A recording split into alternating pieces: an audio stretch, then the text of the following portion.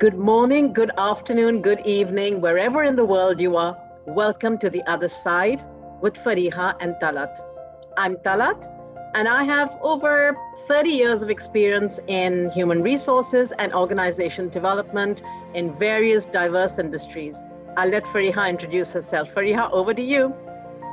Hi Talat, you're right. We've known each other for over 2 decades, and we both have spent majority of our career, professional life in HR. So, and if you remember, we sort of brainstormed this when I remember I was walking my evening walks, and I don't know what you were doing in Dubai, because you're based there, so there was a time difference. So we spoke about that. All the time we are asked this question, and we also wonder that people, when they face different challenges at work, issues at work, how to deal with it. And we thought, why not get together and put something which is, where we can share our thoughts and ideas. But tell me one thing, why the other side? I think if you remember, we debated what do we call this. So number one, we tried so many different things, but all of them were taken. Okay, so every time we'd go on, it's like, okay, that one's gone. Okay, this one's actually a kindergarten. Oh, this one is a fruit picker in Mexico. Oh, this one actually means. So you know what? When we got to the other side, we're like, you know what? We love this idea, and because for us, this program, if you remember, was all about sharing. Number one, giving back to the community, primarily the Desi community, the Pakistani community out there, anywhere in the world you are. This is really about, celebrating successes, talking about great stories. And then it was about alternative opinions. So it's about debates, alternative opinions, alternative ideas, things, there are different ways of doing things, different ways in which you get ahead in your career, different ways in which you get promoted. So really it was about how do we have that discussion? And I think the other side is a great title for alternative views. So for us, that's why we called it The Other Side, I think. It is. And the topic of the day is how to get ahead. How to get ahead. And again, yeah, absolutely. Go ahead. Sorry, Fariha, you were saying initially that, we should call it, maybe we should talk about how to professionally progress in your career. And we just said, you know what? At the end of the day, it's about getting ahead, right? And that's what everybody asks us. And I don't know about you, Fariha, but I get asked this the whole time. So, tell me, what are those magical things that I can do to get ahead? Yeah, promotion kis tarah hoga? Right? So all the time, and the reason is, I think I was being a bit more intellectual, if I could say. I said, what does getting ahead mean? For different people, it means different things. So I wasn't, I still am actually not a huge fan of getting ahead, because I don't know what it actually means. But you're absolutely right. This is how most people view themselves, and primarily in the light of promotion. And there's some great stuff available online, but there's this very nice video that we found out. How about we play some nuggets from that, and just to find out what's in there?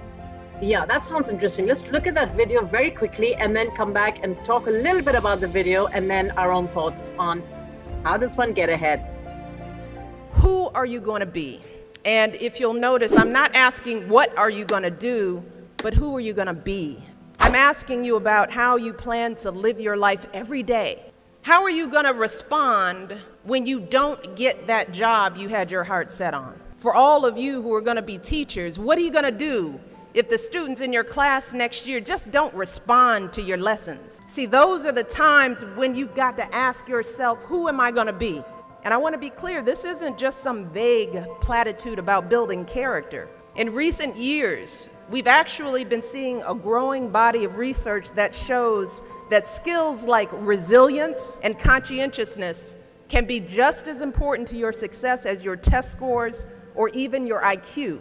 For instance, West Point cadets who scored high on things like grit and determination were more likely to complete basic training than those who ranked high on things like class rank, SAT scores, and physical fitness. So what we're seeing is that if you're willing to dig deep, if you're willing to pick yourself up when you fall, if you're willing to work and work until your weaknesses become your strengths, then you'll develop a set of skills that you can mold and apply to any situation you encounter. So Talat, what are your thoughts on Michelle Obama's video, or in your own view, like few things that you think are important that you've observed over a period of time in your career? I actually loved the video because what's the one word to me at least that really stood out, and being a woman working in what has been many times a primarily male oriented corporation or corporates or whatever, I think the word grit, I love the word grit.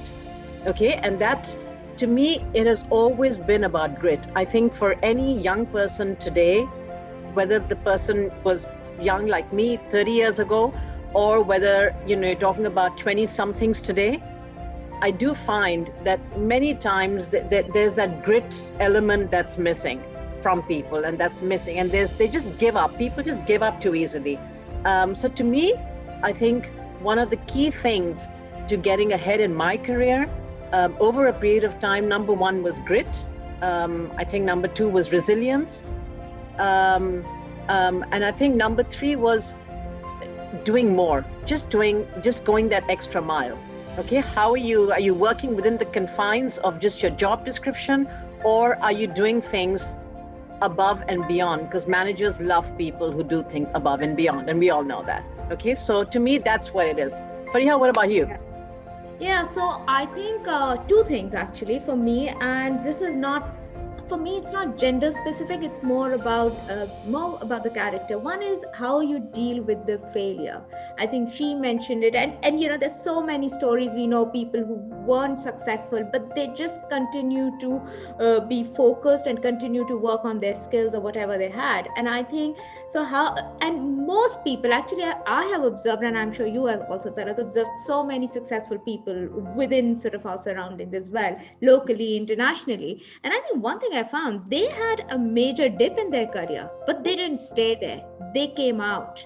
So I think that's one. So failure is really part of, if you want to stay ahead, be prepared, that you will fail at some time. And sometimes it can be quite embarrassing. So just be prepared. Number two, I think you're right, doing a bit extra. I know there's a lot of people say work smarter, not harder. I think I'm an old fashioned. I'm like, work harder.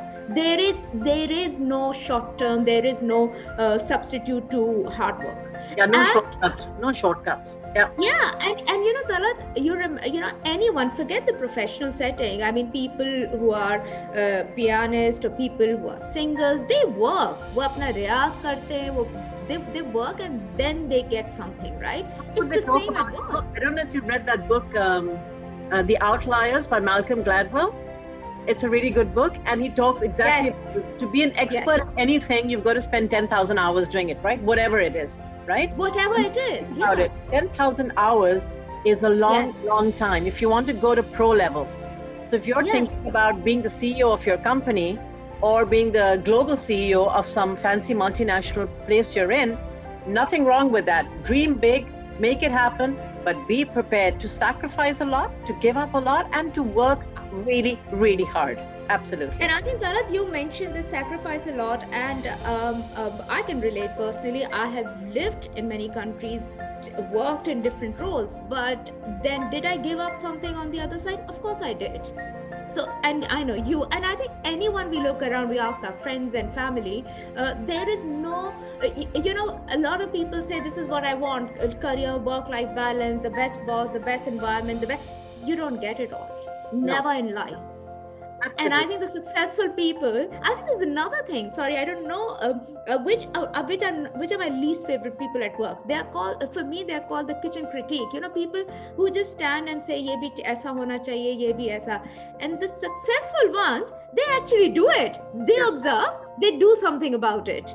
Yeah, which takes us back to the whole thing, and we've got a whole different topic. I know we've got so many topics that are going to be coming up, but one of them is definitely going to be around leadership. And I think that's the time we'll talk more about what does it take to make things happen and how do you lead teams and stuff.